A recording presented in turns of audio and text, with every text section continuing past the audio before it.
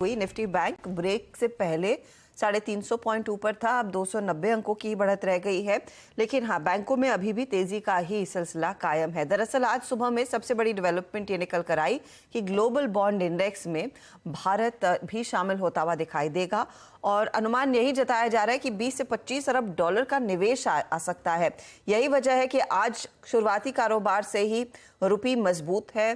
Banking stocks में एक recovery देखने को मिली, लेकिन इकोनॉमिस्ट इसे कैसे देख रहे हैं, इसका क्या बड़ा इंपैक्ट रहेगा, जेपी मॉर्गन के साजिद चिनॉय क्या कह रहे हैं, वो आपको सुनाते हैं।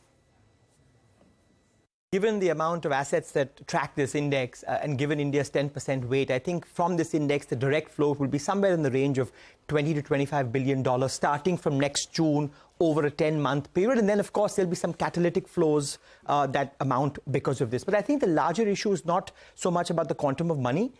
It's about two other things. One is to just have some more heterogeneity in the investor space in the bond market. The more heterogeneity you have, the better price discovery you will have in both directions. You know, bond money and debt money now has become, attracts a lot of indices, that this is passive money that's here for the long term, and therefore is in a way India tapping into the global pool of savings to finance its current account deficit.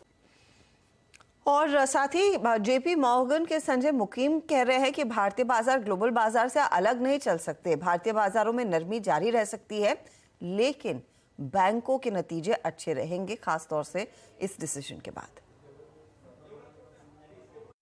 I personally don't expect any decoupling of India's equities to the global equity sentiment. And that's a theme that we've been writing about for a while, that India's great in the long term, all this structural growth is real. But in the short term, the market does move in line with global sentiment. Banks anyway look great to us because earnings growth is strong and it's probably the only sector in the market where valuations are acceptable. और banking stocks में हमने देखा ही है सुबह से क्या तेजी बनती दिखाई दी है। एसबीआई इनफैक्ट सबसे ज्यादा बढ़त की तरफ बैठा है आज। चलिए अब खिलाड़ी नंबर 1 का जो अपडेट है वो आपकी स्क्रीन पर लेकर आते हैं। क्या कुछ बदला है और उसका कितना फायदा इनके पोर्टफोलियो में मिल रहा है, वो आपकी स्क्रीन पर लेकर आएंगे। अमित त्रिवेदी का पहला पोर्टफोलियो स्क्रीन पर आता हुआ, जहां पर श्री रेणुका ये कैरी कर रहे हैं। 60 का टारगेट है और 52 का stop loss. Karur Vyasa bank इन्होंने नया जोड़ा, 160 का टारगेट, 132 का स्टॉप लॉस। एक जगह खाली रखी है, आगे एक और ट्रेड लेकर आएंगे ये। लेकिन दो जो स्टॉक्स हैं उसमें करूर व्यासा बैंक 0.18% जोड़कर दे रहा है, लेकिन 1.5% तोड़ रहा है श्री रेणुका का शेयर।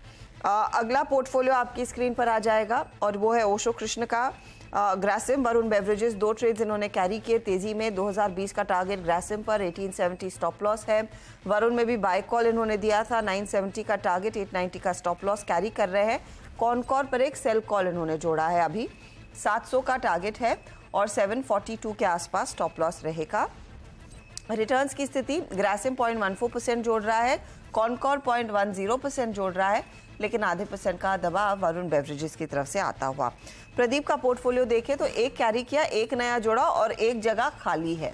नजारा टेक कैरी किया है, 1000 का टारगेट, 833 स्टॉप लॉस। हुडको नया जुड़ा है, 88 का टारगेट है, 73 का स्टॉप लॉस है। अब रिटर्न्स देखें तो नज़ारा इनको लगभग 1% जोड़कर दे रहा है, लेकिन हुड को थोड़ा सा निराश कर रहा है, 0.19% तक की गिरावट इधर। अब ओवरऑल रिटर्न्स की स्थिति कैसी बनी है वो आपकी स्क्रीन पर आ रहा है। प्रदीप होचंदानी पॉजिटिव टेरिटरी में आते हुए, लेकिन ओशो और अमित त्रिवेदी अभी भी नेगेटिव रिटर्न से जूझ रहे हैं। देखते हैं एक एक स्टॉक और अमित और प्रदीप जोड़ पाएंगे तो तस्वीर क्या उभर कर आती है। चले लेंगे इसी मोड़ पर एक छोटा सा ब्रेक के बाद पूरा ध्यान रहेगा कमोडिटी मार्केट के एक्शन पर। आप बने रहे CNBC आवाज के साथ।